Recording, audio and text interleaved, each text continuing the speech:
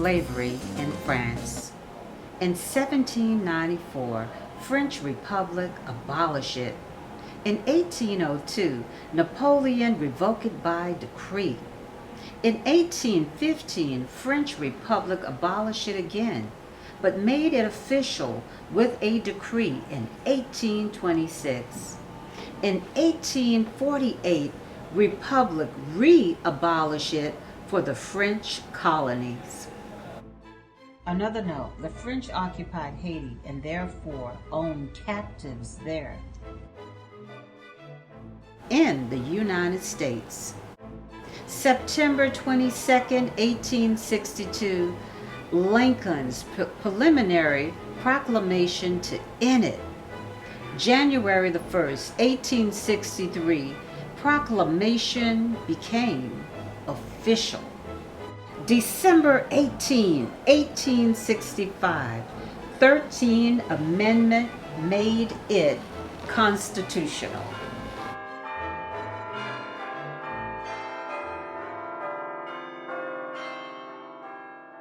I am so grateful to be a part of this amazing exhibition, of the Abolition exhibition. I am Sabree of Sabree's Gullah Art Gallery. We're based in the United States, but specifically Savannah, Georgia.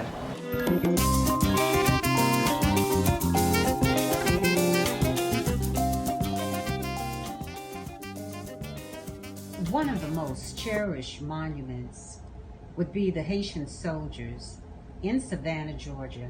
They fought with valor, and France sending in the Haitian soldiers was just a ticket that was needed in order to win the Revolutionary War.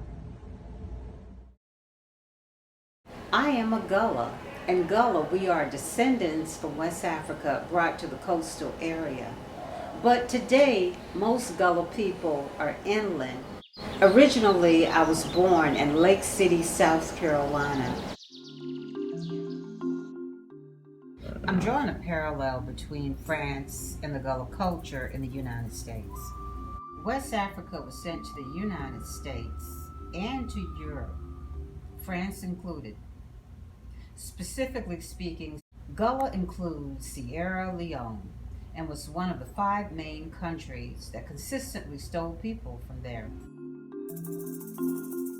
Also, parallel between the commonalities such as the cotton, the corn, and other types of crops. I look forward to showing you some of my amazing works that are colorful, that are bold, and oftentimes I use lots of materials. Some are natural and some are man-made. And it is also called happy art because nothing could shake or break the spirit of the Gullah people.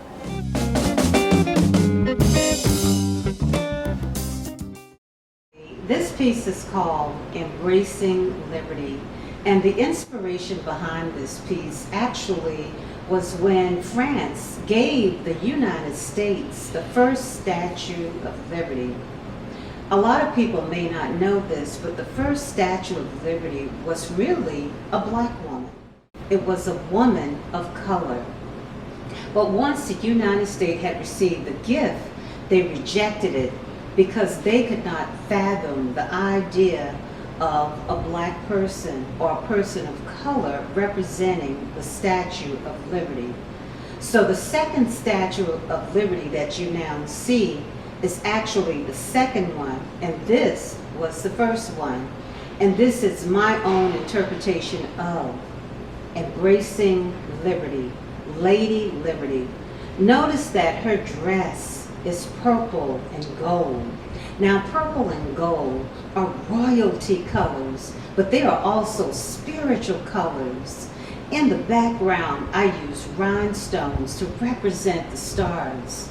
The lantern that she has in her hand represents the Eiffel Tower because France was trying to show the United States the way. Notice that the ancestors are in the background and they're coming in support of Lady Liberty. In hand, she has the palmetto roses. And back in the day, the palmetto roses were given as a gift to the soldiers as a token of love and good luck.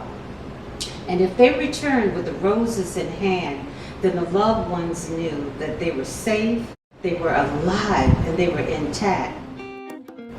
Embracing liberty. Let's face it, America never embraced us, and I'm still waiting.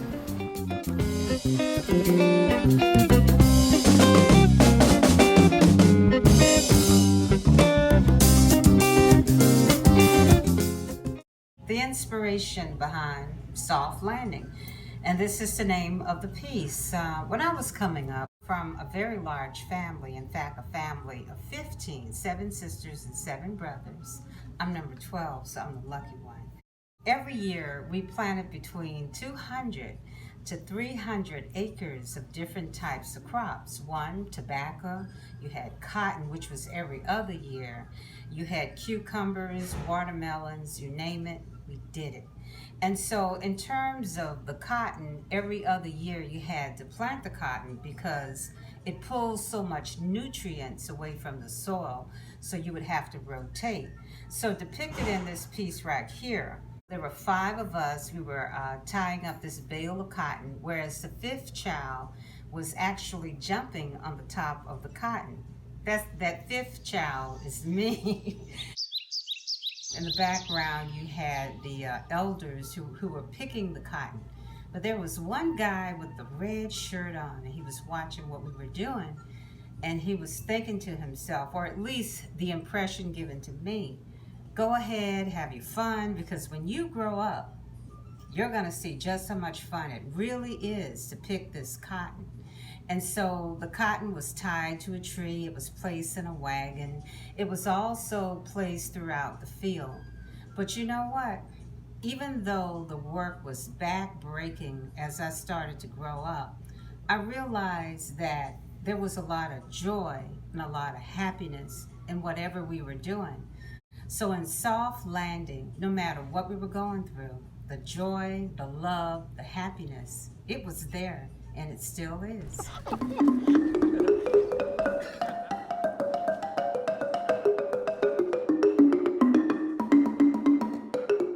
Gold. It is called gold. Another crop that France and the United States has in common is corn. Corn is sustainable. It has withstood the test of time. Corn has many different properties. It can be used in many different food. It was used to feed my family and other families, as well so as the livestock. It also is used in gasoline. It is used as a cooking oil. It is used in popcorn. It is used in so many different ways. But one of the best ways that my family used corn, and it was grits. That's right, grits. And with grits, we ate the fish, we ate the shrimp, we ate the chicken. I know that's not right in some people's family, but in my family, grits would go with in any kind of dish. Now, the reason why this piece that I painted is called gold, first of all, it looks like a gold bar. And then the second reason, it has the color of gold. Corn is also spiritual because it brings about all types of prosperity and abundance. So, once again, the commonality between France and the United States and the #1 crop today is corn.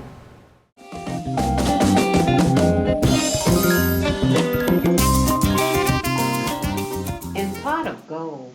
The emphasis here is not so much on the rice, although it is important. The emphasis is on the basket weaving. It's one of the traditions, one of the crafts in the Gullah culture. The gifts include the crops, the cultivation of the crops, the medicinal properties of the crops, and most importantly, the knowledge of the crops. French basket weaving influences from some of the captives of Sierra Leone with the sweet grass basket. And so it was sturdy. In fact, if it rained, the rain actually made it more durable. So basket weaving, again, was also one of the goals.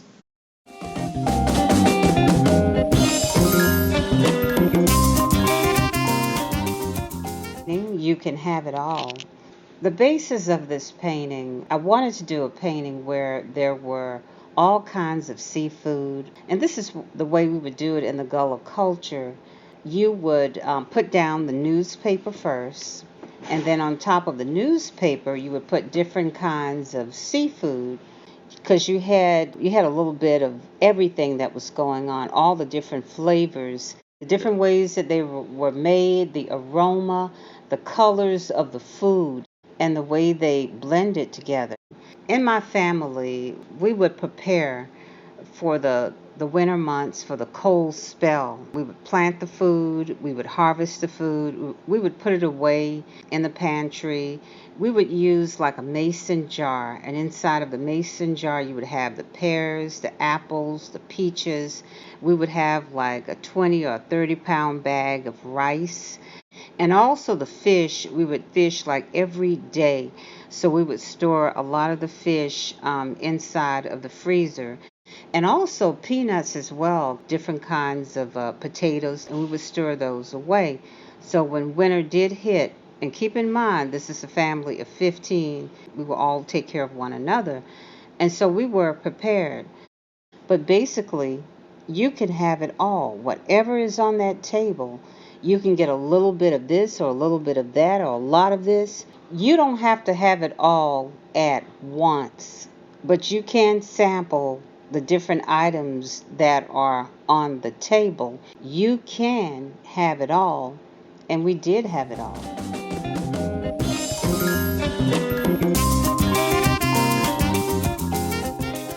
Again, I would like to express my appreciation for allowing me to be a part of the Abolition Festival and highlighting our history and the similarities of the Gullah culture in the United States and France, and recognizing that France is also Gullah because you are tied to West Africa.